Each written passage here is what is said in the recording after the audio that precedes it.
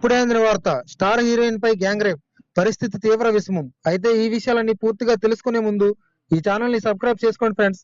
ఈ వీడియోని అయితే పూర్తిగా చూడండి ఫ్రెండ్స్. అప్పుడే మనకేంటంటే కంప్లీట్ గా ఇన్ఫర్మేషన్ అనేది తెలుస్తుంది. రోజు రోజుకు అత్యాచారాలు అనేవి పెరిగిపోతున్నాయి. మహిళల రక్షణ కోసం ఎన్ని చట్టాలు తీసుకొచ్చినా వారిపై దాడులు మాత్రం ఆగడం లేదు. ఎక్కడో ఒక చోట ఈ ఘటనలు చోటు చేసుకుంటున్నాయి. అయితే తాజాగా తమిళనాడులో జరిగిన ఘటన అందరినీ షాకుకు గురి చేస్తుంది.